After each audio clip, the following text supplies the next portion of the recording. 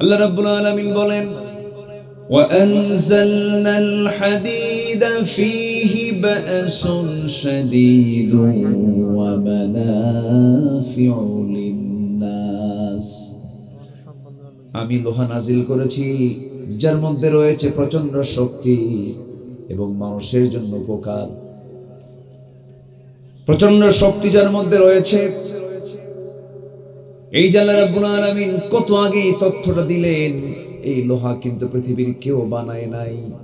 দিনাজপুরের গ্যাসের খনি, সিলেটের গ্যাসের খনি, দিনাজপুরের কয়লার খনি, সৌদি আরবের সোনার খনি, এরপরে তেলের খনি, যত খনির কথা আমরা জানি সব খনিগুলো মাটির নিচে, মাটি থেকে আমরা এগুলোকে পেয়ে থাকি। কিন্তু আল্লাহ রাব্বুল আলামিন যে লোহা নামক যে নিয়ামত আমাকে আপনাকে দান করেছেন, এই লোহাটা আল্লাহ রাব্বুল আলামিন পৃথিবীর কোনো মাটিতে রাখেন নাই। আল্লাহ রাব্বুল আলামিন লোহাটা আসমান থেকে নাজিল করেছেন। জোরে বলি সুবহানাল্লাহ। ওয়া আনজালনাল হাদিদ, আমি লোহা নাজিল করেছি। সূর্যের যে আভ্যন্তরীণ তাপমাত্রা, সূর্যের আভ্যন্তরীণ তাপমাত্রা হলো 15 মিলিয়ন ডিগ্রি সেলসিয়াস। আর এই লোহা যদি কেউ বানাতে চায়, লোহা বানাতে যে তাপমাত্রা লাগবে তার পরিমাণ হলো, বিজ্ঞান বলছে 5 বিলিয়ন ডিগ্রি সেলসিয়াস। আমরা সর্বোচ্চ এখন এখানে বসে আছি 28 কি 30 ডিগ্রি সেলসিয়াস হবে, 30-32 ডিগ্রি সেলসিয়াস হবে। তাহলে এই পৃথিবীতে যদি কেউ লোহা বানাতে চায়, তাপমাত্রা দরকার হলো 5 বিলিয়ন ডিগ্রি সেলসিয়াস। সম্ভব বলেন তো? সম্ভব না। তাহলে লোহাটা কে দিয়েছেন? বিজ্ঞান বলতেছে তাহলে এটা আকাশ থেকে কোন সুপারনোভার বিস্ফোরণের মধ্য দিয়ে আল্লাহ রাব্বুল আলামিন আসমান থেকে লোহাটা বান্দার কল্যাণে নাজিল করেছেন। ওয়া আনজালনাল হাদিদ, আমি লোহাকে নাজিল করেছি। তাহলে বলুন, বিজ্ঞান কি কোরআন কি বিজ্ঞান থেকে নেবে না বিজ্ঞান কোরআন থেকে নেবে? বলেন বলেন, কে নেবে? কোরআন নেবে না বিজ্ঞান নেবে? বিজ্ঞান নেবে। শুধু লোহার কথা বললাম, এরকম করে বহু তথ্য আল্লাহ রাব্বুল আলামিন এই কিতাবের মধ্যে বলে দিয়েছেন। বিগ ব্যাং থিওরি পৃথিবীর এখন আলোচিত একটা থিওরি। বিগ ব্যাং থিওরিটা আসার বহু আগে আল্লাহ রাব্বুল আলামিন এই থিওরি কোরআনে কারীমের মধ্যে বলে দিয়েছেন। আল্লাহ রাব্বুল আলামিন বলেন, আওয়ালাম ইয়ারাল্লাযীনা কাফারু আন্নাস সামাওয়াতি ওয়াল আরদা কানাতা রাতকান ফাফাতাকনাহুমা وجعلنا من الماء كل شيء حي জোরে বলুন আল্লাহু আকবার। এই বিগ ব্যাং থিওরিটা হলো, বিজ্ঞান বলতেছে এই আকাশ আমরা যে দেখতে পাই, এই জমিন যে দেখতে পাই, এর মাঝে যে মহাশূন্যতা, এই মহাশূন্যতা ছিল না। আকাশ এবং জমিন একসঙ্গে লাগানো ছিল, প্রচন্ড একটা ধাক্কা হয়েছে। এই প্রচন্ড ধাক্কার মধ্য দিয়ে মহাশূন্যতা সৃষ্টি হয়েছে, বিজ্ঞান বলছে। আর আল্লাহ রাব্বুল আলামিন 1500 বছর আগে এই তথ্য কোরআনে কারীমের মধ্যে বলে দিয়েছেন। জোরে বলি সুবহানাল্লাহ। সম্মানিত ভাইরা, সেই কালোজয়ী কিতাব, চ্যালেঞ্জপূর্ণ কিতাব কোরআনে কারীম থেকে যৎকিঞ্চিত কিছু কথা আমি বলতে চাচ্ছি। আমাকে সময় দিচ্ছেন তো নাকি সবাই? কারো কোনো আপত্তি নাই তো? বলি আলহামদুলিল্লাহ। কিন্তু সমস্যা হলো আমি শ্রোতাদেরকে দেখতে পাচ্ছি না, শ্রোতার মাঝে আলো নাই। তা আলো কি আপনারা বন্ধ করে দিয়েছেন নাকি আলো আসলে আলো নেই? তো পোকা তো মাশাআল্লাহ আমার গায়ে তো বহু পোকা লেগে আছে। কখন যে মুখে ঢুকবে এখনো ঢোকে নাই, প্রচুর পোকা ডিস্টার্ব করতেছে। কিন্তু এরপরে তো দেখা দরকার, তো দেখা দরকার না? শ্রোতা যদি আলোকিত না হয়, আমি তো কথা বলে মজা পাচ্ছি না। একটু দেখেন তো, যাই যারা ডেকোরেটরের দায়িত্বে যারা আছেন, প্রথম দিকের কিছু আলো দিয়ে দেন। আলো না দিলে তো দেখা যাচ্ছে না। জি সম্মানিত ভাইয়েরা, লোকজন যা এসেছেন আলহামদুলিল্লাহ, মাশাআল্লাহ। একটু আমাকে সময় দিবেন। আমরা কোরআনকে মুক্ত মনে শোনার পরিবেশ পেয়েছি। এই পরিবেশ উপহার দিয়েছেন কে বলেন তো? কে দিয়েছেন? আল্লাহ দিয়েছেন। কিন্তু এই সুন্দর পরিবেশকে নষ্ট করার জন্য একটা মহল কিন্তু লেগে আছে। কেমন করে, কোন মানসিকতা এই কথাটা বলে ফেললেন যে আমাদের থানায় জামাতের কোন ইমাম মুয়াজ্জিন নামাজ পড়াবে না, পড়তে দেওয়া হবে না, না কি যেন একটা বাজে কথা কে যেন বলছে। এই সমস্ত কথাগুলো অনাকাঙ্ক্ষিত, অপ্রত্যাশিত। এই সমস্ত কথা এই 8 মাসের মাথায় এসে বলবেন, 9 মাসের মাথায় এসে বলবেন, অনেক কষ্ট করে, অনেক আন্দোলন করে আমার আপনার সন্তানরা রাজপথে রক্ত ঝরিয়ে একটা পরিবর্তন এনেছে। আল্লাহ পরিবর্তন দিয়েছেন। এটাকে ধরে রাখার দরকার আছে না নাই বলেন তো? আসতে বলবেন না, আছে না নাই? যেটাই করবেন, করার সময় চিন্তা করবেন যেন আপনার কোনো কথা, কোনো কাজ যেন ওই জালিমদের অনুকূলে যেন না যায়। যে জালিমরা আল্লামা সাইদের মতো মানুষকে তিলে তিলে জেলে রেখে বিষ প্রয়োগ করে হত্যা করেছে। গোটা দেশকে বানিয়েছিল তারা কারাগার, আর সেই কারাগারের কয়েদি ছিল এই দেশের জনগণ। বলুন তো, স্বাধীনতার পর থেকে নিয়ে আজ পর্যন্ত বিগত 16 বছর বাদ দিয়ে যত মামলা, সব মামলা এক পাল্লায়, আর 16 বছরের মামলা এক পাল্লায়, কোন পাল্লা ভারী হবে? 16 বছর এত মামলা ছিল। আমার একখান মামলা পাবনা জেলায় ছিল। আমি আসছিলাম ওয়াজে, দইবাজার, পাবনার দইবাজার, নাম শুনছেন তো? ফ্যান দিয়ে আওয়াজ হয়, ওটা আওয়াজ, ফ্যানটা বন্ধ করে দেন। হ্যাঁ, দইবাজারে মাহফিল ছিল। আমি সেখানে কোরআন এবং হাদিসকে সামনে রেখে কথা বলছিলাম। হঠাৎ করে ফেরেশতা এক গোষ্ঠী এসে মাহফিল বন্ধ করে দিল। ফেরেশতা না ওরা? ফেরেশতা না? না, ফেরেশতা এই জন্য বললাম, ফেরেশতাও চোখে দেখা যায় না। এই 8-9 মাস যাবত এদেরকেও চোখে দেখতে পাচ্ছি না। এগুলো হচ্ছে তাদের বদ আমলের ফলাফল। কি আমল বলেন? কি আমল বলেন? বদ আমল। নেক আমল যদি হতো, আল্লাহ রাব্বুল আলামিন বলেন, মান আমিলা সালিহাম মিন যাকারিন আও উনসা ওয়া হুয়া মুমিনুন ফালানুহয়িয়ান্নাহু হায়াতান তাইয়্যিবা। যদি নেক আমল হয়, আল্লাহ বলেন আমি সে পুরুষ হোক মহিলা হোক, ইমানদার যদি হয়ে থাকে, আমি আল্লাহ রাব্বুল আলামিন তাকে পবিত্র বরকতময় জীবন আমি তার জন্য দান করে দেই। জোরে বলি সুবহানাল্লাহ। নেক আমলের ফলাফলই তো আমাদের সাবেক প্রধানমন্ত্রী এখন দিল্লি বসে আছেন, তাই না? এটা নেক আমল না? এটা নেক আমল। কিচ্ছুই হতো না, এগুলো কিছুই হতো না যদি নাটকগুলো না করতো। আজকে 9 মাস যাবত কোনো জঙ্গির নাটক নাই। কিন্তু কোনো জঙ্গির নাটক আছে? 9 মাস যাবত কিন্তু জঙ্গির কোনো নাটক নাই। সব নাটক বন্ধ হয়ে আছে। নাটকটা হবে কেমনে? অভিযানটা হবে কেমনে? যিনি এই নাটকের, যিনি নাট্যকার, তিনি তো এখন দেশেই নাই, দিল্লি গিয়ে বসে আছে। সম্মানিত ভাইয়েরা, বহু কিছু করেছে তারা, অনেক কিছু। এগুলো বলতে গেলে বহু সময় লেগে যাবে। ওরা চেয়েছিল আলেমদেরকে বেইজ্জত করতে, আল্লাহ ওদেরকে একদম লাঞ্ছিত করে ছেড়েছেন। কাউকে ছাড় দেন না। একটা দেশের 1 নম্বর ধনী মানুষ,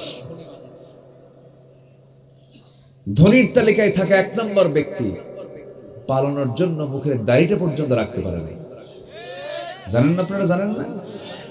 দাড়ি কেটে সাফ হয়ে গেছে, মাথার চুলটা কালো বানায় ফেলছে, পাঞ্জাবি পড়া লোকটা গেঞ্জি পরছে, পাজামা খুলে লুঙ্গি পরছে, ভুল করে আবার নৌকায় চড়ছে। আইনমন্ত্রী পাশে ছিল, আইনমন্ত্রী সেন্স হয়নি। আইনমন্ত্রীকে কোস্টগার্ড ধরে বলে, স্যার সিন্সে আপনাকে তো চলেন, থানায় চলেন। আইনমন্ত্রীকে, আমি কি একা আসছি? আমি তো জামাতের সাথে আসছি। জামাতের সাথে মানে? আমার সাথে আরেকজন আছে। তো কে? কই যে বসে আছে, লোক তো চেনা যায় না, মাঝি মাঝি মনে হয়। ভালো করে দেখো, ওটাই দরবেশ। অনেক কিছু করেছে আল্লাহ। ওদেরকে চেয়েছিল আল্লাহ, ওরা চেয়েছিল আলেমদেরকে অসম্মান করতে, আল্লাহ ওদেরকে ন্যাংটা করে বিদায় করে দিয়েছে। আল্লাহ আছে না নাই? আল্লাহ আছে। আল্লাহ সব কিছু জানেন, সব কিছু বোঝেন, সব কিছু দেখেন। এই অর্জনকে কখনো ভোলা যাবে না। এটাকে মাথায় রাখতে হবে, এটাকে লালন করতে হবে। আপনি কেন এই জাতীয় কথা বলবেন যে কথাগুলো বাতিলদের পক্ষে চলে যায়? এই জাতীয় কথা বলার সময় এখন নেই। আমরা একটি সুন্দর কল্যাণ রাষ্ট্র বাংলার জমিনে দেখতে চাই। জোরে বলি ইনশাআল্লাহ। আমরা কোনো চাঁদাবাজদের নেতৃত্ব দেখতে চাই না। আমরা নতুন বোতলে পুরাতন মদ দেখতে চাই না। আমরা সুন্দর একটি বাংলাদেশ দেখতে চাই। জোরে বলি ইনশাআল্লাহ। সম্মানিত ভাইয়েরা, একটু একটু করে কথা বলি। আমরা মাহফিলে আসছি ওয়াজ শুনতে না সংশোধন হতে, বলেন তো? আচ্ছা, মাইকের আওয়াজটা কই? মাইকওয়ালা কোথায়? মাইকের আওয়াজ তো কেমন যেন ক্লিয়ার না, মানে দূরের মাইক গুলো ভালো, মাশাআল্লাহ। আরে বক্স টক্স কেন? এমনি মাইক টাইক নাই এখানে? মাইক টাইক দেন, একটু মাইক দেন, একটু মাইকের আওয়াজ একটু কানে আসুক। বক্স তো সীমিত জায়গার জন্য, ইকো টিকোর দরকার নাই, একটু সুন্দর করার চেষ্টা করে। সম্মানিত ভাইয়েরা, সম্মানিত বন্ধুগণ, আমি কি বলতে গিয়ে ভুল করলাম না তো এবার? আচ্ছা, সম্মানিত ভাইয়েরা, আমরা এখানে এসেছি শুধু ওয়াজ শুনতে না সংশোধন হতে, বলেন তো? আমাদের সংশোধন হওয়া দরকার আছে না নাই? আমার দেশে ওয়াজ বেশি না সংশোধন বেশি? বলেন বলেন বলেন বলেন। আমার দেশে ওয়াজ বেশি না আমল বেশি? ওয়াজ বেশি। ওয়াজ কি কম সময় হয় না দীর্ঘ সময় হয়? পাবনা জেলা একমাত্র জেলা যে জেলাতে সারা রাত ওয়াজ হয়, ঠিক আছে না? সারা রাত মানুষ শোনেও। আধা ঘন্টা 40 মিনিট আর 1 ঘন্টার বক্তব্য করে, এটা কোনো ওয়াজই না, এরকমও বলে কিন্তু। অথচ আমার বিশ্বনবী সাল্লাল্লাহু আলাইহি ওয়াসাল্লাম তিনি তার জীবনের শ্রেষ্ঠ ভাষণ দিয়েছেন মাত্র 25 মিনিট। ইখতাবু ফি হাজ্জাতিল ফিদা, বিদায় হজের ভাষণ তিনি দিয়েছেন নাতি দীর্ঘ, মাত্র 25 থেকে 30 মিনিট হবে। এমন কোন কথা নাই যে কথা তার ওই খুতবার মধ্যে বাদ পড়েছে। সব কথা এনেছেন 25-30 মিনিটের ভিতরে। আমার দেশে একটানা 2 ঘন্টা ওয়াজ হয়, একটা আয়াত নাই, হাদিস নাই, কিন্তু মানুষ কেন্দ্রে কুন্দে শেষ। আছে না নাই বলেন তো? না, মূল কথাগুলো থাকতে হবে। একটু মনোযোগ দিয়ে সবাই শুনবেন। আমি যেখান থেকে তেলাওয়াত করেছি সেই তেলাওয়াতকৃত আয়াতের দিকে আস্তে আস্তে যাচ্ছি। সূরাটার নাম হলো সূরাতুল আ'লা। সূরাতুল আ'লা, বলুন তো সবাই, সূরাতুল আ'লা। আ'লা হচ্ছে ইসমে তাফজিলের সিগা। সবচেয়ে উঁচুতে যিনি, সবচেয়ে উপরে যিনি, সবার উপরে যিনি, তিনি কে? আ'লা মানে হলো উপর, আ'লা হলো সবার উপর। তিনি কে? আল্লাহ তাআলা। আল্লাহ রাব্বুল আলামিন বলেন, সাব্বিহ ইসমা রাব্বিকাল আ'লা আল্লাযী খালাকা ফাসাওয়া ওয়াল্লাযী قدر فهدى والذي أخرج المرعى فجعله غثاء أحوى سنقرئك فلا تنسى إلا ما شاء الله إنه يعلم الجهر وما يخفى جربنا الله أكبر। আমার বন্ধুগণ, আল্লাহ তার রাসূলকে লক্ষ্য করে বলছেন, হে রাসূল, আপনি সেই মহান রব যিনি সবার উপরে, সে রবের নামের আপনি পবিত্রতা ঘোষণা করুন। সবচেয়ে উপরে তিনি আমার কে বলেন? আল্লাহ তাআলা। তিনি তো সেই মহান প্রভু যিনি তার পরিচয় বিভিন্ন জায়গায় দিয়েছেন। এক জায়গায় বলছেন, তাবারাকাল্লাযী জাআলা ফিস সামাই বুরুজাও ওয়া জাআলা ফীহা সিরাজাও ওয়া কমারাম মুনীরা وهو الذي جعل الليل والنهار خلفة لمن أراد أن يذكر أو أراد شكورا আরেক জায়গায় তিনি তার পরিচয় দিচ্ছেন, তিনি কে? আল্লাহু লা ইলাহা ইল্লা হুয়াল হাইয়ুল কাইয়্যুম لا تأخذه سنة ولا نوم له ما في السماوات وما في الأرض جربون الله أكبر সেই মহান রব্বুল আলামিন রাসূলকে লক্ষ্য করে সূরাটা নাযিল করলেন। এখানে প্রথমে আল্লাহ রাব্বুল আলামিন তার নিজের বড়ত্ব প্রকাশ করেছেন, তার মহানত্ব প্রকাশ করেছেন। এরপরে কোন কোন বান্দাগুলো সফল, কোন কোন কাজে বান্দা সফলতা নিশ্চিত করতে পারবে, সেই কাজের তথ্যগুলো রাসূলকে জানায় দিয়ে বলছেন, হে রাসূল, সবাইকে আপনি এটা জানায় দেন। সফল কারা? আল্লাহর দরবারে নাজাত পাবে কারা? আল্লাহর দরবারে কারা পুরস্কৃত হবে? আল্লাহ রাব্বুল আলামিন তার রাসূলকে দিয়ে জানায় দিচ্ছেন সবাইকে। আল্লাহ রাব্বুল আলামিন বলেন, قد أفلح من تزكى وذكر اسم ربه فصلى بل تؤثرون الحياة الدنيا والآخرة خير وأبقى جربنا الله أكبر সফল কারা? আল্লাহ রাব্বুল আলামিন বলছেন, সেই সফল যার মধ্যে উল্লেখিত আয়াতের ভিতরে তিনটা গুণ যার মধ্যে পাওয়া যাবে, আল্লাহ পাক তাকে সফল বলেছেন। জোরে বলি সুবহানাল্লাহ। তো এই আফলাহ, মুফলিহুন, তুফলিহুন এই শব্দগুলো কোরআনের বিভিন্ন জায়গায় আল্লাহ পাক উপস্থাপন করেছেন। যেরকম সূরা বাকারার প্রথম দিকে আল্লাহ রাব্বুল আলামিন কয়েকটা আমলের কথা বলি, শেষে বলছেন উলাইকা হুমুল মুফলিহুন, এরা হচ্ছে সফল কাম বান্দা। আবার সূরা মুমিনুনের ভিতরে আল্লাহ রাব্বুল আলামিন শুরুতেই বলছেন, قد أفلح المؤمنون, মুমিনরাই হলো সফল, যে মুমিনদের ভিতরে 7টা গুণ পাওয়া যাবে। তা আমি এই সফলতার দিকগুলো কি কি এটাও আমি আনার চেষ্টা করব। আর আমরা আজকে আসছি হলো এখানে ওয়াজ শোনার জন্য না সংশোধন হওয়ার জন্য? বলেন বলেন বলেন, কি সংশোধন দরকার? আগে বলেন, কি সংশোধন দরকার?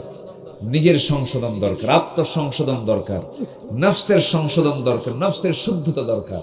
আল্লাহ পাক এখানে 3টা কাজের বিনিময়ে আল্লাহ পাক বলছেন তোমার সফলতা নিশ্চিত। এর মধ্যে 1 নম্বর হলো قد أفلح من تزكى, সে ব্যক্তি সফল যে তার নিজকে সংশোধন করতে পেরেছে, নফসকে সংশোধন করতে পেরেছে। আচ্ছা, আমার কথা কি সবাই বুঝতে পারছেন? কারো কোনো সমস্যা নাই তো? কিন্তু অনেকে না বলেই কিন্তু যাচ্ছেন, আমি এটা লক্ষ্য করছি। জানি 12টা পার হয়ে গেছে, থাকাও কঠিন। আমি খুব বেশি সময় নেব না, একটু আমাকে সময় দেন।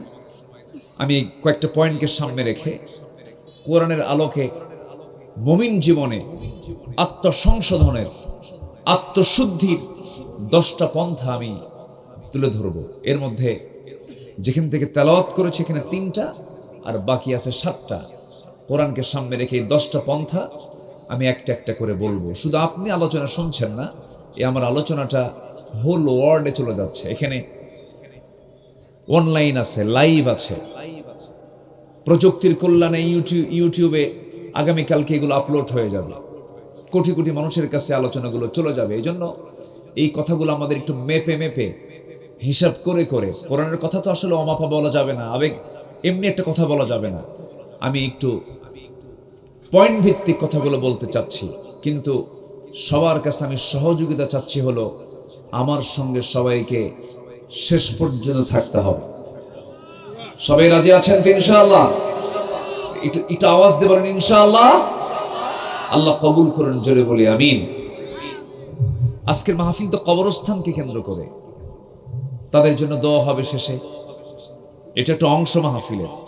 আমরা সবাই আন্তরিকতা নিয়ে আমরা এই বরকতময় জায়গায় থাকবো। শুধু মাথায় রাখবেন এটা, যে এই যে মাহফিলে বসে আছেন, এর চাইতে শ্রেষ্ঠ জায়গা, এর চাইতে ভালো কোনো জায়গা এখন আর কোথাও পাবেন না। যেখানে বসলে গুনাহ মাফ হবে, যেখানে বসলে ফেরেশতারা আমার আপনার জন্য দোয়া করতেছে, এই জায়গা ছেড়ে আপনি যাবেন কোথায়? এত বরকত আপনি কোথাও পাবেন না। সম্মানিত ভাইয়েরা, সফলকে নাম্বার 1 হচ্ছে যে নিজেকে সংশোধন করতে পেরেছে, তাসকিয়াতুন নফস, নফসের শুদ্ধতা জানতে পেরেছে। রাজা'না মিনাল জিহাদিল আসগর ইলাল জিহাদিল আকবার। সাহাবীরা, আমরা ছোট জিহাদের ময়দান থেকে আমরা এখন বড় জিহাদের ময়দানের দিকে যাচ্ছি। সাহাবীরা তখন রক্তাক্ত, জিহাদের ময়দান থেকে অস্ত্র হাতে নিয়ে ফিরে আসতেছেন। রাসূল বললেন, ছোট জিহাদের ময়দান থেকে আমরা এখন বড় জিহাদের ময়দানের দিকে যাচ্ছি। সাহাবীরা বললেন, ইয়া রাসূলুল্লাহ, এত বড় রক্তক্ষয়ী সংঘর্ষ, এই যুদ্ধ শেষ করে আমরা আবার কত বড় যুদ্ধের দিকে যাব? রাসূল বলছেন, আল মুজাহিদু মান জাহাদা নাফসা, প্রকৃত মুজাহিদ তো সেই যে তার নফসের বিরুদ্ধে জিহাদ করতে পেরেছে। জোরে বলি সুবহানাল্লাহ। নেতৃত্বের একটা লোভ আছে না নাই বলেন তো? আস্তে কয়, আস্তে কয়। সম্পত্তির অবৈধ কামনা আছে না নাই? আচ্ছা, নারীর সৌন্দর্যের অবৈধ কামনা আছে না নাই? আছে। আল্লাহ পাক নেতৃত্ব নিতে বাধা দেননি, কিন্তু চায়া নেতৃত্ব নিও না।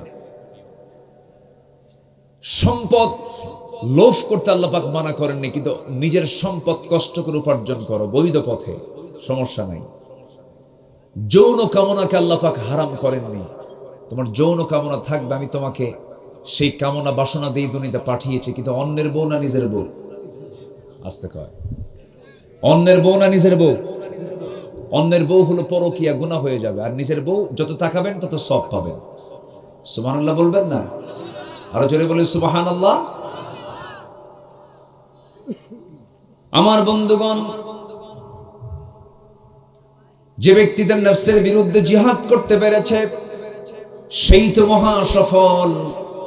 নামাজে দাঁড়ালাম, মনে মনে চিন্তা করলাম আমি কমিটির সভাপতি, আমাকে সবাই দেখতেছে আমি নামাজ পড়ি, আমি নামাজ পড়তেছি, আমি দেখানোর জন্য নামাজ পড়লাম। মাহফিলে এসেছি, দান করতে হবে, 10,000 টাকা দান করলাম, আমার নামটা বড় করে বলবেন, সবাই যেন জানতে পারে। বড় সমস্যা হয়ে গেল, আমি লোক দেখানোর জন্য দান করলাম। টাকা আছে, হজে গেলাম, 7 লক্ষ টাকা খরচ করে হজ করে দেশে ফেরার পর যখন কেউ তাকে হাজি বলে না, মনটা খারাপ করে বলে, ভাই 7 লক্ষ টাকা খরচ করলাম, হাজি কও না কেন? কি আছে না কেন বলেন? তাহলে আমি হজটা করলাম, হাজি নামটা অর্জন করার জন্য দান করলাম, মানুষ আমাকে দানবীর বললে, এই জন্য আমি দানটা করলাম। আমি নামাজ পড়লাম, আমাকে সভাপতি, সৎ সভাপতি বলবে, ভালো সভাপতি বলবে, এই জন্য আমি নামাজ পড়লাম। বলুন তো, এই নামাজ যদি ইবাদত, এই হজ যদি ইবাদত, দান সদকা যদি ইবাদত, কিন্তু এই ইবাদতের কোনো পুরস্কার কি আমার আল্লাহর কাছে আছে নাকি? আসতে বলবেন না, আছে নাকি? নাই। যেটাই করতে হবে আল্লাহর জন্য করতে হবে, আল্লাহকে খুশির জন্য করতে হবে। মহান রব্বুল আলামিন বলেন, ইন্না সলাতি ওয়া নুসুকি ওয়া মাহইয়ায়া ওয়া মামাতি লিল্লাহি রাব্বিল আলামিন। ইন্নী ওয়াজ্জাহতু ওয়াজহিয়া লিল্লাযী ফাতারাস সামাওয়াতি ওয়াল আরদা হানিফান ওয়ামা আনা মিনাল মুশরিকিন। জোরে বলুন আল্লাহু আকবার। সবকিছু আল্লাহর জন্য করতে হবে। আমার নবীজি সাহাবায়ে কেরামকে নিয়ে হিজরত করে মক্কা থেকে মদিনায় চলে এসেছেন। একজন মক্কা থেকে মদিনা পর্যন্ত এসে নবীর সামনে বসে বলে, হুজুর আমি আপনার জন্য হিজরত করেছি। রাসূল মুস্কি হাসি মেরে বললেন, ও উপস্থিত ব্যক্তি, তুমি আমাকে এমন মিথ্যা কথা বলছো কেন? কেন হুজুর আপনি বলুন। রাসূল বলছেন, না, তুমি আমার জন্য আসো নাই, দিনের জন্য আসো নাই, তুমি এসেছো অমক মহিলা তোমার প্রিয় মানুষ, সে হিজরত করেছে, তার লোভে তুমি মক্কা থেকে মদিনা আসছো। ইন্নামাল আমালু বিন্নিয়াতি, হাদিসের প্রেক্ষাপট হলো এটা। তুমি আমাকে খুশি করার জন্য আসো নাই। ওই নারী যদি হিজরত না করতে, তুমি হিজরত করতে না। তোমার নিয়তের বড় খেলাফ হয়েছে, তুমি মুহাজির নও। রাসূল তাকে ধরে ফেললেন।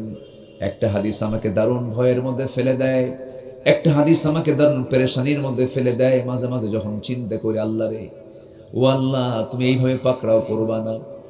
হাসরের ময়দানে আল্লাহ রাব্বুল আলামিন দানবীরকে ডাক দেবেন, ও দানবীর, কি দান করেছে বলো? আল্লাহ, তোমার জন্য তোমার পথে এত সম্পদ দান করেছি।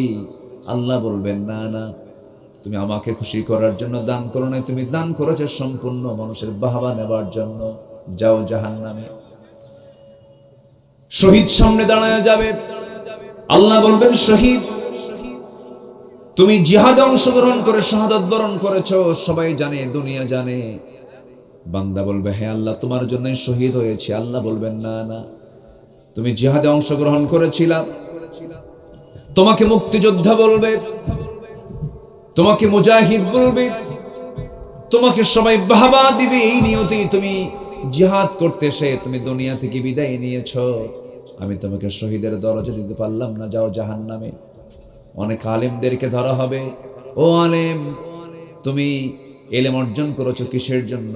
বান্দা বলবে, আল্লাহ, তোমার দ্বীন শেখার জন্য, তোমাকে খুশি করার জন্য। না না, তোমাকে আলেম বলবে, তোমাকে হাফেজ বলবে, তোমাকে কারি বলবে, তোমাকে মুফতি বলবে, তোমাকে শাইখুল হাদিস বলবে, অনেক কিছু বলবে। তুমি এই বাহাবা নেবার জন্য তুমি এলেমটা হাসিল করেছো, আমার জন্য তুমি এলেমটা হাসিল করো নাই।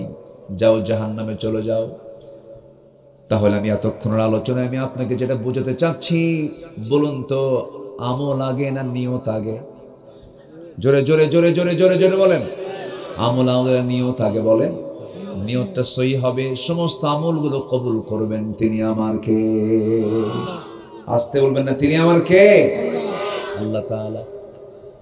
আল্লাহকে খুশি করার জন্য সব সময় করতে হবে কাজগুলো। আল্লাহ আমার রাজি আছেন কিনা, আল্লাহ আমার খুশি হলেন কিনা। গোটা দুনিয়া একদিকে থাক, লাইয়াদুর রকশি, আপনার কোনো ক্ষতি করতে পারবে না, কিন্তু আমার আল্লাহ আমার দিকে আছেন, আমার আল্লাহ আমার কল্যাণ করবেন।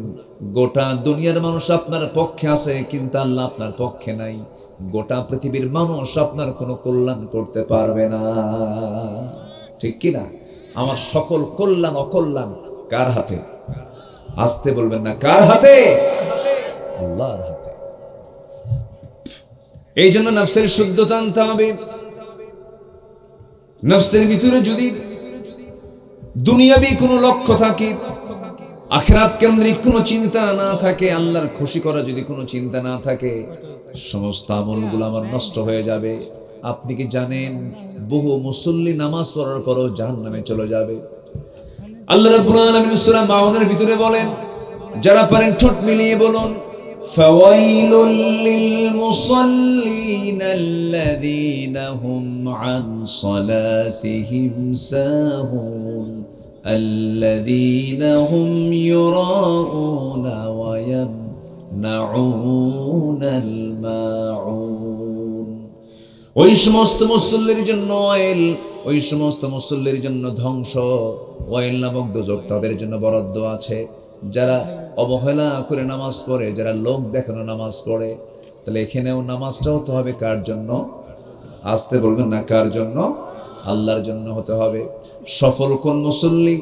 আল্লাহ রাব্বুল আলামিন বলেন, قد أفلح المؤمنون الذين هم في صلاتهم خاشعون والذين هم عن اللغو معرضون والذين هم للزكاة فاعلون والذين هم لفروجهم حافظون والذين هم لأماناتهم وعهدهم راعون والذين هم على صلواتهم يحافظون أولئك هم الوارثون আল্লাযীনা ইয়ারিসুনাল ফিরদাউসা হুম ফিহা খালিদুন। জোরে বলুন আল্লাহু আকবার।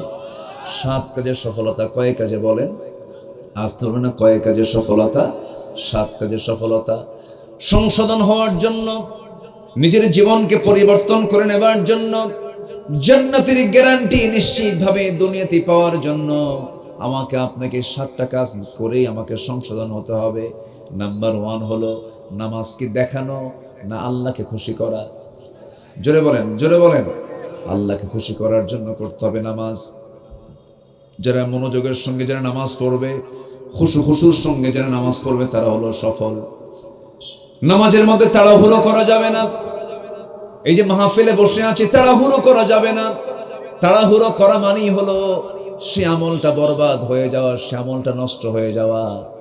দেখবেন কিছু কিছু মুসল্লি আছে মসজিদে সবার পরে যায়, আবার সবার আগে বের হয়ে আসে। আছে না, এরকম আছে না? যায় সবার পরে, আসে সবার আগে, কিন্তু সেই আবার ইমামকে লোকমা দিয়ে দেয়, হুজুর তাড়াতাড়ি খুতবা শেষ করেন, হুজুর তাড়াতাড়ি খুতবা শেষ করেন।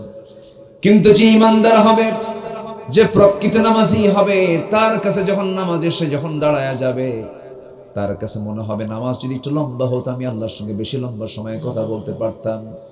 গত 2 বছর আগে রমজান মাসে মদিনা মুনাওয়ারায় তারাবির পরে এবং ফজরের আগ দিয়ে কিয়ামুল লাইল সেখানে হয়। কিয়ামুল লাইল রাতের নামাজ হয় জামাতের সাথে। সেই রাত্রে আমি ওই ইমামের পেছনে, যে ইমামের বয়স 90 বছর প্রায়, তিনি রাসূলের সেই মদিনার মসজিদে তিনি নামাজ পড়ানো শুরু করলেন। কিয়ামুল লাইল 2 রাকাত নামাজ শেষ করেছেন। সময় লেগেছে প্রায় 39 থেকে 40 মিনিট। আল্লাহু আকবার বলেন। কি ধৈর্যের দরকার আছে না নাই? 2 রাকাত নামাজ কয় মিনিট বলেন? 40 মিনিট। যদি আমার দেশের কোন ইমাম যদি এরকম 2 রাকাত নামাজ পড়তে নিয়ে, নফল বাদ দেন, ধরেন ফজরের ফরজ নামাজ যদি 40 মিনিট ধরে যদি ফজর নামাজ পড়ে, বলেন তো মুসল্লি কি করবে? প্রথম রাকাতেই সারি চলে যায়। হ্যাঁ, হয়তো নামাজটা কোনো মতো শেষ করবে, নামাজের মধ্যে তার কিছু বলার কায়দা নেই। নামাজ শেষ হওয়া মাত্র বলবে, হুজুর আপনার তো কাম নাই, আমাদের কাম আছে, টোপলা বাঁধবেন, চাকরি আউট। আমার কথা কি বুঝতেছেন? কিন্তু না, যে প্রকৃত যে নামাজি, প্রকৃত যে ইমানদার, তার কাছে নামাজ যত লম্বা হবে তার কাছে তত প্রিয় মনে হবে। জোরে বলি সুবহানাল্লাহ, জোরে বলি সুবহানাল্লাহ। নামাজের মধ্যে মজা পেতে হবে। নামাজের মধ্যে মজা তো সেই পাবে যে দিল থেকে যে নামাজটা পড়বে, যে মন থেকে নামাজটা পড়বে, সেই নামাজের মজা পেয়ে যাবে। নামাজটা একমাত্র আল্লাহর খুশির জন্য পড়তে হবে। নামাজ অত্যন্ত মনোযোগের সঙ্গে পড়তে হবে। আল্লাহ রাব্বুল আলামিন 1 নম্বর বললেন খুশুর সাথে নামাজ পড়, খাশিউন, খুশুর সঙ্গে নামাজ পড়তে হবে। আমার নবীজি নাই, এমন একটা সময় এক বেদুইন সাহাবী এসে সাইয়েদনা আলীকে পেয়ে বলতেছে, আলী, মাঝে মাঝে নামাজের মধ্যে আমার দুনিয়ার কথা মনে হয়, নামাজ কি আমার কবুল হবে নাকি? সাইয়েদনা আলী শক্ত ফতোয়া মেরে দিয়ে বলছেন, না, কবুল হবে না, নামাজ হবে না, যাও। সাহাবী হতাশ হয়ে ফিরে গেলেন বাড়িতে। কিছুক্ষণ পরে রাসূল এসে বলছেন, আলী, তুমি আমার অনুপস্থিতিতে কাউকে কিছু বলেছো নাকি? হুজুর, আমি বলেছি। কি বলেছো? নামাজের মধ্যে দুনিয়ার কথা মনে হলে পরে নামাজ কবুল হবে না। শক্ত ফতোয়া তিনি দিয়ে দিয়েছেন। আমার নবীজি কিচ্ছু বললেন না, শুধু বলেন, আলী, সুন্দর করে ওযু বানায় নাও। নামাজে ওযু বানায় নিয়ে তুমি নামাজে 2 রাকাত নফল নামাজ আদায় তুমি দাঁড়ায়া যাও। 2 রাকাত নফল নামাজ শেষ হয়ে যাবে, আমি আমার পক্ষ থেকে তোমাকে সুন্দর একখানা চাদর উপহার দেব। আলীর আনন্দ দেখে কে? সাইয়েদনা আলী ওযু বানালেন, নামাজি দাঁড়ায় গেলেন। প্রথম রাকাত খুব মনোযোগ দিয়ে পড়লেন নামাজখানা। দ্বিতীয় রাকাতে নামাজ পড়তে নিয়া নামাজের মধ্যে তার মনে হয়ে গেল রাসূল জামাকে চাদরখানা দিতে চাইলেন। এই চাদরখানা মা আয়েশার ঘরের চাদর না, মা হাফসার ঘরের চাদর। মন চলে গেছে কোথায়? কোথায় চলে গেছে? চাদরে চলে গেছে। নামাজটা শেষ হয়ে গেল। সাইয়েদনা আলী সালাম ফিরছেন, আসসালামু আলাইকুম ওয়া রাহমাতুল্লাহ, আসসালামু আলাইকুম ওয়া রাহমাতুল্লাহ। সালাম ফেরা শেষ। নবীর চোখে চোখ পড়ে গেল। রাসূল তার দিকে তাকায় আছেন, আলীও তার দিকে তাকায় আছেন। মুস্কি মুস্কি হাসতেছেন দুইজনই। রাসূল বলেন, আলী, মুস্কি মুস্কি হাসো কেন? হুজুর, আপনি যে কারণে আমিও সেই কারণে। রাসূল বলেন, আলী রে, নামাজের মধ্যে যদি তোমার মতো সাহাবীরা যদি নামাজের মধ্যে এমনটা মনে হয়ে যায়, সেই বেদুইন সাহাবী এসে প্রশ্ন করলো, তোমার নামাজের খবরটা কি? রাসূল বলছেন, আলী নামাজটা হয়ে যাবে, নামাজের মধ্যে দুনিয়ার যদি কোনো কথা মনেই হয়ে যায়, শেষ বৈঠকে গিয়ে তাশাহুদ পড়ে ডান দিকে সালাম ফিরে 2টা পেনাল্টি মেরে দিবা, 2টা সহসেজদা মেরে দিবা, তোমার ভুল নামাজ সংশোধন হয়ে আল্লাহর দরবারে কবুলওয়ালা মুসল্লি হয়ে যাবে। নামাজ কবুল করবেন কে? আদায় করবে কে? আল্লাহ। আদায় করবে আল্লাহ। কবুল করবেন কে? আদায়ের দায়িত্ব কার? আমার। আমাকে নামাজ পড়তে হবে। আবার আলীর ব্যাপারে, সাইয়েদনা আলীর ব্যাপারে কেউ নেগেটিভ মেনে নেবেন না, নেগেটিভ মাথায় নেওয়া যাবে না। সাইয়েদনা আলীর নামাজের মধ্যে যে মনোযোগিতা ছিল, অন্য ধরনের মনোযোগ ছিল তার ভিতরে। এত গভীর মনোযোগ দিয়ে নামাজ পড়তেন তিনি, মাঝে মাঝে এমনটা হয়ে যেত, এক ছোট্ট একটা ইতিহাস মনে পড়লো। যুদ্ধের ময়দানে চলে গেছেন, যুদ্ধ করতে নিয়ে কাফিরদের পক্ষ থেকে একটা তীর তার পায়ে এসে লাগলো। তীরটা হলো চোখা, যখন ঢুকে যায় সহজেই ঢুকে যায়, কিন্তু বের হওয়ার সময় সহজে বের করা যায় না। সাইয়েদনা আলীর খুব কষ্ট হচ্ছিল, ওইভাবেই তিনি কষ্ট করে নামাজ পড়ছিলেন, কিন্তু তার পা থেকে কেউ তীরটা টান মেরে বের করতে পারে না। সাইয়েদনা আলী বললেন, আমার এই পায়ের তীরে কেউ হাত দিবা না। সাহাবায়ে কেরাম নবীর কাছে গিয়ে বলছেন, ইয়া রাসূলুল্লাহ, আলী খুব কষ্ট পাচ্ছে, তার পায়ে তীর বিদ্ধ হয়েছে, কি করা যায়, কেমন করে তীরটা বের করে নেওয়া যায়? রাসূল বলছেন, শোনো সাহাবীরা, আমি জানি আমার আলীর নামাজের মনোযোগিতা কেমন। আমার আলী যখন নামাজে দাঁড়াবে, সেই নামাজের মধ্যেই তোমরা তার পা থেকে তীরটা টান দিয়ে বের করে নিবা। নবীজির কথা মতোই সাইয়েদনা আলী নামাজে দাঁড়ায় গেলেন। সাহাবায়ে কেরাম তার পিছনে গিয়া নামাজের ভিতরেই তার পা থেকে টান মেরে তীরটা বের করতেছিলেন। গোশতগুলো ছিঁড়ে ছিঁড়ে আসতেছিল, রক্তগুলো গড়ে গড়ে পড়তেছিল। নামাজের মধ্যে সাইয়েদনা আলীর মুখ থেকে চুল পরিমাণ কোনো আওয়াজ বের হয় নাই। নামাজ শেষ করে ফেলেছেন, পায়ের দিকে তাকায় দেখেন সেই যন্ত্রণার বিদ্ধদায়ক সেই তীরটা নাই। প্রশ্ন করেন, ভাইরা আমার, নামাজের আগে যে যন্ত্রণার তীর আমার পায়ে কষ্ট দিচ্ছিল, সেই তীর তো নামাজের পরে দেখি না, কি হয়েছে? সবাই মিলে বলে ফেলল, আলী, নামাজের মধ্যে আমরা তোমার পা থেকে তীরটা টান মেরে বের করে নিয়েছি নবীর পরামর্শে। সাইয়েদনা আলী বলেন, আল্লাহর কসম করে বলি, নামাজের মধ্যে আমার পা থেকে কখন তীরটা বের করে নিয়েছো, আমি আলী বিন্দু পরিমাণ কোনো টের পাই নাই। জোরে কোন সুবহানাল্লাহ। আর জোরে বলুন ভাই সুবহানাল্লাহ। নামাজটা হবে কার জন্য? আসতে বলবেন না, কার জন্য? নামাজ যদি হয় আল্লাহর জন্য, আমার নফসটা ঠিক আছে, তাজকিয়া ঠিক আছে। আর নামাজটা যদি না ঠিক হয়ে যায়, যে আমার নামাজটা যদি দুনিয়ার জন্য হয়, মানুষের জন্য হয়, তাহলে আমার কি ভেজাল না নির্ভেজাল? ভেজাল হয়ে গেল। আল্লাহ সুন্দর করে বলছেন, قد أفلح من تزكى وذكر اسم ربه فصلى। কোন বান্দা সফল? নাম্বার 1 হলো যে ব্যক্তি নিজের নফসকে শুদ্ধ করতে পেরেছে। আমার বন্ধুগণ, একটু কান লাগাবেন। অর্ধ দুনিয়ার শাসনকর্তা ছিলেন সাইয়েদনা ওমর ফারুক রাদিয়াল্লাহু তাআলা আনহু। 40টা রাষ্ট্র তিনি চালিয়েছেন। ছোট শাসক না বড় শাসক? বলেন বলেন বলেন। শুধু বড় না, অনেক বড় শাসক, অনেক বড় শাসক। নফসের শুদ্ধতা কাকে বলে দেখেন, ছোট্ট একটা ইতিহাস বললে জিনিসটা ক্লিয়ার হয়ে যাবে। নফসের শুদ্ধতা কি দেখেন। রাষ্ট্রের পক্ষ থেকে 1 বোতল মধু পেয়েছেন। 1 বোতল মধু নিয়ে তিনি বাড়িতে চলে আসলেন। বউটাকে ডাক দিয়ে বলছেন, বউ আমার, এই যে 1 বোতল মধু, সুন্দর করে 5 ভাগে ভাগ করো। 1 ভাগ আমাদের, বাকি 4 ভাগটা হলো প্রতিবেশীদের। সুন্দর করে ভাগ করো। স্ত্রী হাতে দেওয়ার 1 মিনিট যেতে না যেতে হঠাৎ করে তিনি বলে ফেলছেন, আমার স্ত্রী, মনক্ষুণ্ণ হইও না, আমি তোমাকে মধুভাগের দায়িত্ব দিতে পারলাম না। বলুন তো, কোন স্বামী যদি স্ত্রীর সঙ্গে এমনটা আচরণ করে, লাগবে কিনা? অনেকে চুপ করে আছে, মনে হয় সবার বউ মনে হয় রাবিয়া বসরি। লাগবে কিনা বলেন? লাগবে তো, লাগতেই পারে। সাইয়েদনা ওমর ফারুক রাদিয়াল্লাহু তাআলা আনহু কিচ্ছু বললেন না, শুধু বোতলটা আবার হাতের মধ্যে নিয়ে নিলেন। কিন্তু স্ত্রীর মনটা খারাপ, তিনি করলেন কি, সেই বোতলটা নিয়ে প্রতিবেশীর বাড়িতে চলে গেলেন। প্রতিবেশীর বাড়িতে গিয়ে বলছেন, প্রতিবেশী, এই যেখানে 1 বোতল মধু আছে, সমান 5 ভাগে ভাগ করবা।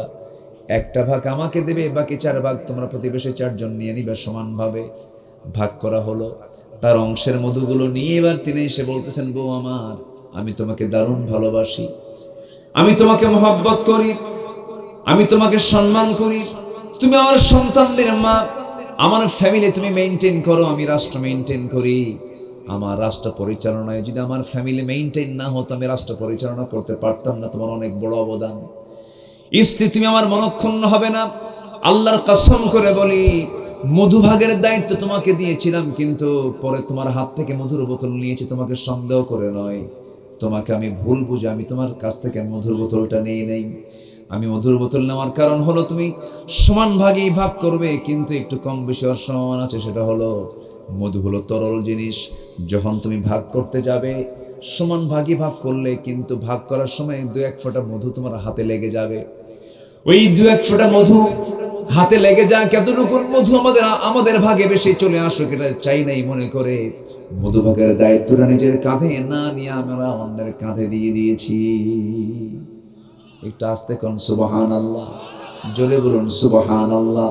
এটাই হলো তাসকিয়াতুন নাফস। এটা কি তাসকিয়াতুন নাফস? ওমর ফারুক রাদিয়াল্লাহু তাআলা একদিন ঘোড়া কিনতে গেছেন। এখন মানুষ হুন্ডা কিনতে যায়। কি কিনতে যায়? হুন্ডা কিনতে যায়। তিনি কি কিনতে গেছেন? ঘোড়া। ঘোড়া কিনতে যায়, লেনদেন হয়ে গেছে, কথাবার্তা হয়ে গেছে, কমিটমেন্ট হয়ে গেছে, কেনা বেচার যে চুক্তি এটা হয়ে গেছে। দাম দর ঠিক করে ঘোড়ার লাগামটা হাতে নিয়ে টাকাটা বুঝাইয়া দিয়ে তিনি ঘোড়ার পিঠে চড়ে বাড়ির দিকে ফেরত আসতেছিলেন। কয়েক মাইল যেতে না যেতেই ঘোড়ার 4টা পা অচল হয়ে গেছে। 4 পা যখন অচল হয়ে গেছে, সাইয়েদনা ওমর ফারুকের রাগ, চূড়ান্ত রাগ উঠে গেছে। রেগে গিয়ে খেপে গিয়ে ওই ঘোড়াওয়ালার কাছে এসে বলছেন, ঘোড়া বিক্রেতার কাছে এসে বলছেন, ঘোড়া বিক্রেতা, আমি এই ঘোড়াটা নেব না, কারণ এই ঘোড়াটা তুমি আমাকে অসুস্থ ঘোড়া দিয়েছ, অচল ঘোড়া দিয়েছ। ঘোড়া বিক্রেতা বলছেন, না, আমি আপনাকে অচল ঘোড়া দেই না, আমি আপনাকে সুস্থ ঘোড়া দিয়েছি, কিন্তু আপনার মালিকানা যাওয়ার পর অসুস্থ হয়ে পড়ছে, আমি এই ঘোড়া ফেরত নেব না। ওমর ফারুক বলছেন, তোমাকে ফেরত নিতে হবে না, ফেরত নেব না। দুইজন তর্কাতর্কির এক পর্যায়ে সাইয়েদনা ওমর ফারুক বলছেন, তোমাকে ফেরত নিতে হবে। ঘোড়া বিক্রেতা বলতেছেন, না না, আমি ঘোড়া ফেরত নেব না, প্রয়োজন আদালত পর্যন্ত যাব। চলুন আমরা আদালতে ধর্ণা দিই, আদালতের ফায়সালাই চূড়ান্ত ফায়সালা। সামান্য একজন ঘোড়া বিক্রেতা একজন শাসনকর্তার বিরুদ্ধে আদালত দেখাচ্ছে।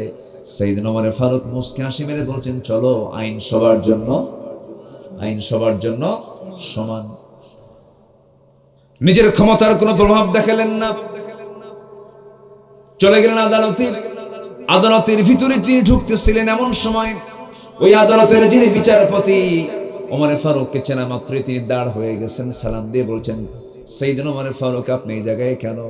ওমর ফারুক বলছেন, আমার সামনে তোমার দাঁড়ানোর দরকার নেই, তুমি বিচারক, আমার সামনে সম্মান প্রদর্শনের দরকার নাই। বিচারক, শোনো, একটা মামলা জমা হয়েছে আমার বিরুদ্ধে, মামলা দিয়েছে। এই মামলার রায়টা নামানোর জন্য ব্যক্তি ওমরকে না দেখে তুমি আদালত দেখো, ইনসাফ ভিত্তিক তুমি বিচার করবে, আমি বিচারটা মেনে নেব।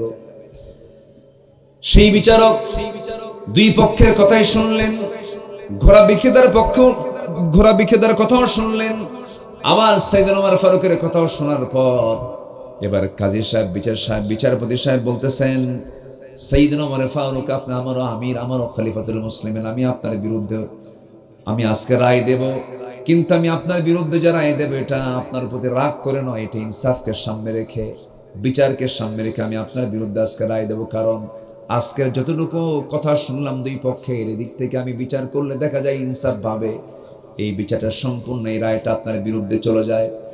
আপনি ওমর ফারুক রাদিয়াল্লাহু তাআলা আমার সামনে সুস্থ অবস্থায় গল্প করছেন, কথা বলতেছেন, কনভারসেশন হচ্ছে, আপনি এই জায়গা থেকে সুস্থ অবস্থায় বাড়ি পর্যন্ত ফিরতে পারবেন তার কোনো গ্যারান্টি আছে নাকি? না, গ্যারান্টি নাই। ঘোড়া আপনাকে যখন বিক্রি করে দেয় তখন সে ঘোড়াটা সুস্থ ছিল, আপনার মালিকানায় যাওয়ার পরে ঘোড়াটা সুস্থ হয়ে গেছে, এই ঘোড়া ফেরতের কোনো প্রশ্নই আসে না। ওমর ফারুক কিচ্ছু বললেন না। ওমর ফারুক মাথা নিচু করে আদালত চত্বর থেকে মুস্কি হাসি মেরে বের হয়ে পরের দিন সিদ্ধান্ত নিলেন। পরের দিন সমস্ত সদস্যদেরকে ডাক দিয়ে, মজলিসে শুরাকে ডাক দিয়ে চূড়ান্ত সিদ্ধান্ত জানায় দিলেন যে বিচারপতি আমি ওমর আমার বিরুদ্ধে রায় দিতে পারে, সে সাহসী বিচারপতি, যার নফসের শুদ্ধতা আছে, আমি তাকে লোকাল বিচারপতি থেকে তাকে জাতীয় বিচারপতির পদ দিয়ে দিলাম। জোরে কোন সুবহানাল্লাহ। তাজকিয়াতুন নফস, নফসের শুদ্ধতা, অহংকার থাকা যাবে না, হিংসা থাকা যাবে না, এগুলো হচ্ছে নফসের রোগ। অহংকার, হিংসা এগুলো তো নাই মনে হয়, আসতে বলে আছে না নাই? এগুলোকে বাদ দিতে হবে। আল্লাহ রাব্বুল আলামিন বলেন, قد أفلح من تزكى وذكر اسم ربه فصلى। নাম্বার 2 হলো যারা আল্লাহর নামের জিকির করবে। আমাদের মুখে জিকিরটা থাকবে কার? আসতে বলেন, জিকিরটা থাকবে কার? এই জিহ্বাটা ভিজায় রেখেছেন যিনি, তিনি আমার কে বলেন? আল্লাহ তাআলা। আমি কষ্ট দিচ্ছি আপনাদেরকে, আমি উঠেছি অসময়ে, তো অনেক রাত হয়ে গেছে। আমার মনে হয় শেষ করলে ভালো হয় নাকি? আলোচনা চালাবো, কিন্তু কিছু কিছু ভাই তো উঠা বসা করতেছেন, যাচ্ছেন। একটু মনোযোগ দেন, আমি জাস্ট একটা পয়েন্ট আকারে আমি কথাগুলো বলে শেষ করে দেওয়ার চেষ্টা করছি। সম্মানিত ভাইয়েরা, সম্মানিত বন্ধুগণ, আমরা যে কথা বলি, এই যে আমি কথা বলছি, জিহ্বা নড়তেছে ভিতরে, আমার জিহ্বাটা কি শুকনা না ভিজানো? বলেন বলেন বলেন, শুকনো না ভিজা? রোজার মাসে বিকেল বেলা কি হয় বলেন? কি হয়ে যায়? একটু শুকায় যায়, তারপরে মুখের একটা গন্ধ চলে আসে। এই যে সার্বক্ষণিক আল্লাহ তাআলা আমার জিহ্বার চতুর্দিকে ভিজায় রেখেছেন লালা দিয়ে, এই লালাটার কোনো স্বাদ আছে? বলেন, লালার কিন্তু কোনো স্বাদ নাই। এটাকে তিতাও বলতে পারবেন না, মিষ্টিও বলতে পারবেন না, কোনো স্বাদ নাই। যদি এই লালার যদি স্বাদ থাকতো, পৃথিবীর কোনো খাবারের মধ্যে আপনি স্বাদ খুঁজে পেতেন না। যেরকম সুবহানাল্লাহ, এই লালাটা দিয়েছেন বান্দা, তুমি যেন ভালো করে কথা বলতে পারো, ভালো করে যেন প্রত্যেকটা খাবারের স্বাদ নিতে পারো। সুবহানাল্লাহ বলবেন না? তাহলে যে আল্লাহ তাআলা আমার 24 ঘন্টা আমার মুখের মধ্যে লালা তৈরি করে দিয়ে আমার খাবারে, আমার কথায় যিনি সচল রেখেছেন আমার এই জিহ্বা, এই জিহ্বা যিনি আমাকে ভিজায় রেখেছেন, সবার আগে জিকির হবে। কার জিকির?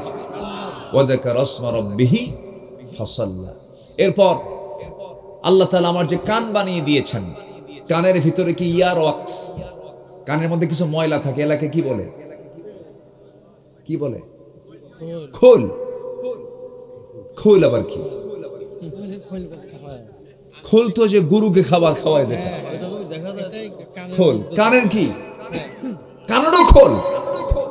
কামসারসা, আচ্ছা, কানের খোল অর্থাৎ ইয়ার ওয়াক্স।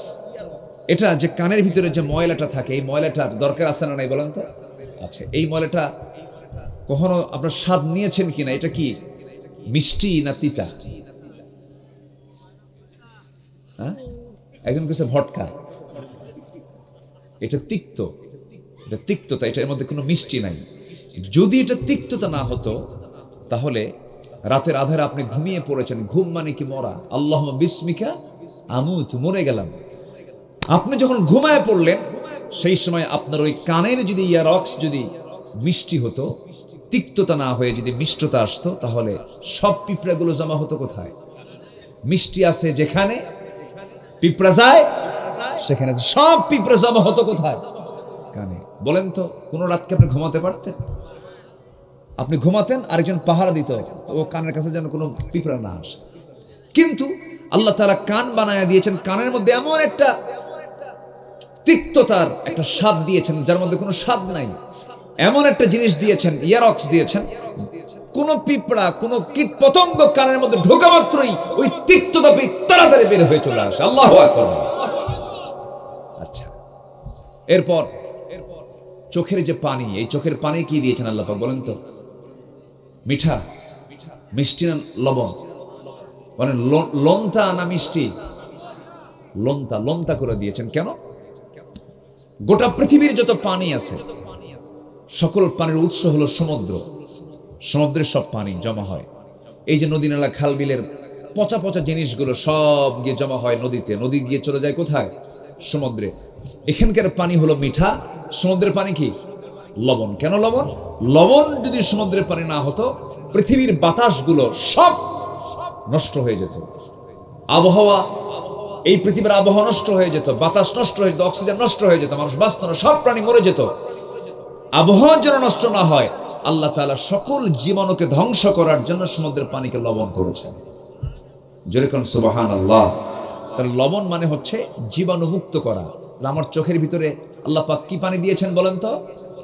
লবণ পানি দিয়েছেন। বান্দা জমিনে চলতে নিয়া ধুলাবালি ঢুকবে, বিভিন্ন জীবাণু আক্রমণ করতে পারে, যেন আক্রমণ করে যেন আমার বান্দার চোখটা যেন নষ্ট না হয়।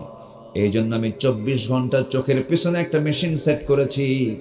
যখন কোনো বান্দার চোখের মধ্যে কোনো সমস্যা হতে নাই, আমি আল্লাহ লোনতা পানি বের করে দিই। একই দেহ কিন্তু লোনতা পানি বের করে দেই। সে লোনতা পানিটা বের করে দিয়া মহান রব্বুল আলামিন আমার আপনার চক্ষুটাকে স্থায়ী অয়েন্টমেন্ট দিয়া মলম দিয়ে ঠিক রেখেছেন। সুবহানাল্লাহ বলা যাবে না? সে আল্লাহ বলছেন, বান্দার আমার জিকির কর, ওয়াযাকারা ইসমা রাব্বিহি ফাসাল্লা, আমার জিকির করো, সুন্দর করে নিজের নফসকে শুদ্ধ করো, আমার জিকির করো, ফাসাল্লা, সুন্দর করে নামাজ পড়ো। এই কাজটা যদি করতে পারো, আমি আল্লাহ বলছি তুমি বান্দা সফল থেকে সফল। যেরকম সুবহানাল্লাহ। নাম্বার 4 হলো তওবা করা। কি করা বলেন? তওবা করা। তওবা করব কার কাছে? তওবা করব কার কাছে? দুনিয়ার দল করছি, জীবনের দুনিয়ার দল করব না। দল করব কার? আরো জোরে, আরো জোরে। আল্লাহর দল করতে হবে। দুনিয়ার কোনো দল করা যাবে না। দুনিয়ার দল করবেন তো মরবেন একদম। ও যাবে জাহান্নামে, আপনিও যাবেন জাহান্নামে। আমি কিন্তু আমার কথা বলছি না, কোরআন থেকে বলছি। যারা দুনিয়ার আইনকে প্রতিষ্ঠা করতে চায় তারা বেঈমান। যারা দুনিয়ার আইনকে প্রতিষ্ঠার জন্য সংগ্রাম করে তারা কি ঈমানদার না বেঈমান?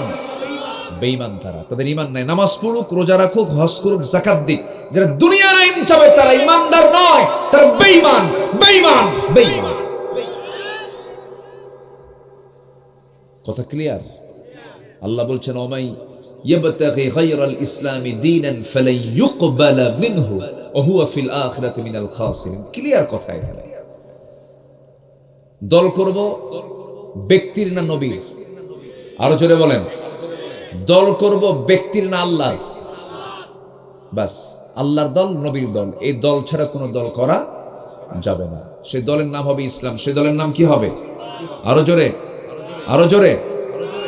তাহলে সফল হওয়ার জন্য আল্লাহ পাক বলেছেন, খাঁটি মনে তওবা করো। তওবা নাকি ফিরে আসো। বাম দল করছো, ডান দলে আসো। বেনামাজি নেতার নেতৃত্ব মানছো, নামাজি নেতার নেতৃত্ব মানো। যে নেতার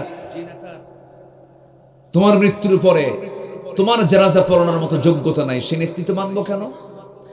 এবং আল্লাহ তাআলার একদম স্পষ্ট বক্তব্য, ইয়াওমা নাদউ কুল্লা উনাসিম বিইমামিহিম, কিয়ামতের দিন প্রত্যেক ব্যক্তিকে তার নেতা সহ ডাকা হবে।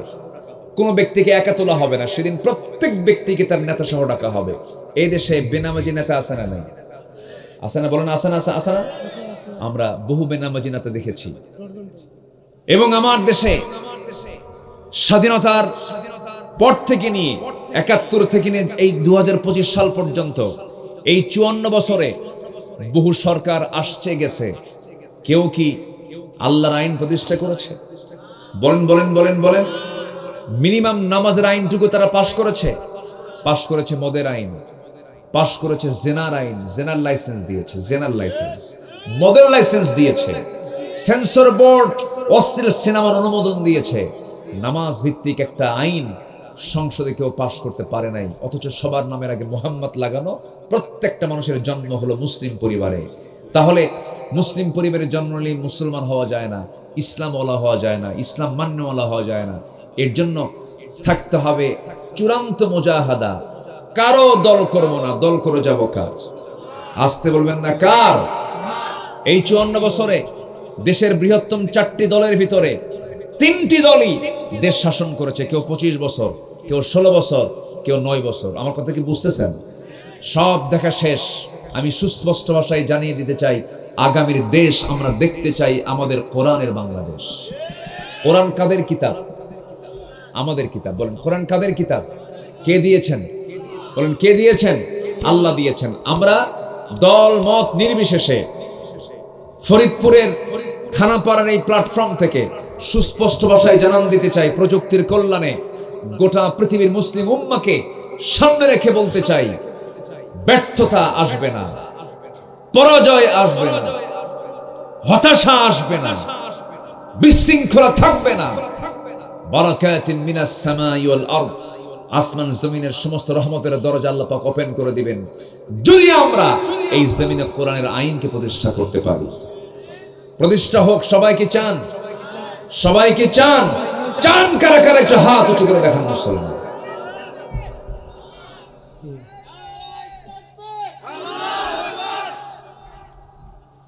নারায়ে তাকবীর। কোরআন আছে যেখানে, কোরআন আল কোরআনের আলো,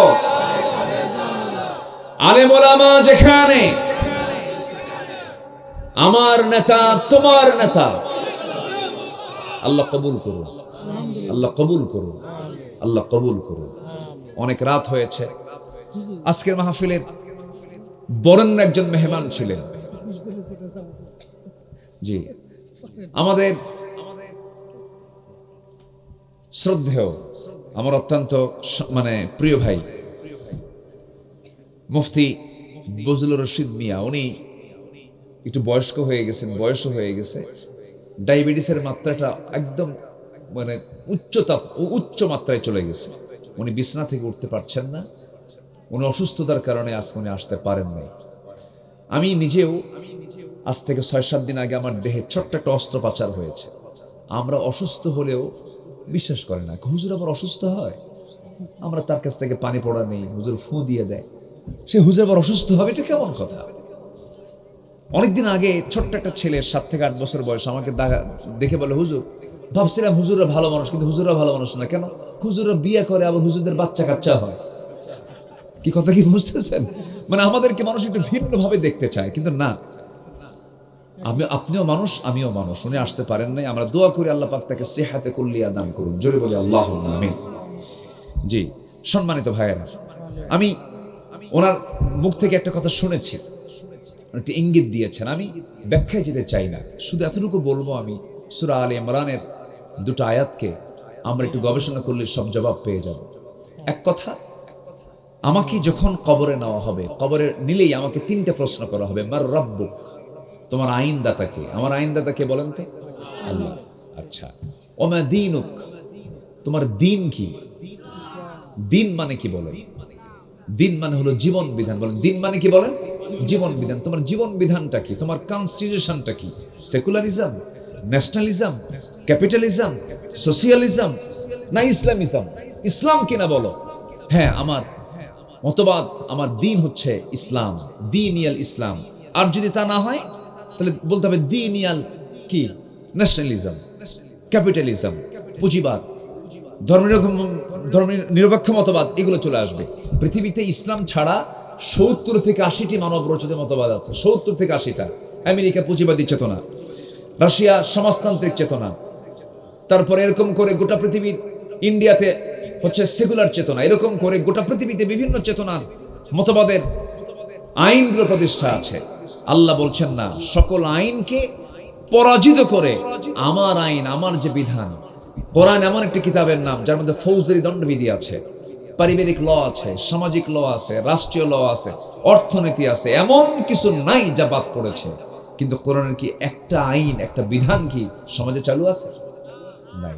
সম্মানিত ভাইয়েরা, এটাকে আমাদের মাথায় নিয়ে আসতে হবে। আমি জমিতে ধান লাগাবো, আমি চাষি, আমার ধান আমি পাবো কিনা, বন্যা হয় কিনা, এই চিন্তা করলে কি চাষি কোনোদিন ধান লাগাতে পারবে? আমার বিজয় হোক আর না হোক, আমার দলে কম লোক হোক আর বেশি লোক হোক, এগুলো আমার দেখার বিষয় না। ইউকতাল আও ইয়াগলিব ফাসাউফা নুতিহি আজরান আযীমা।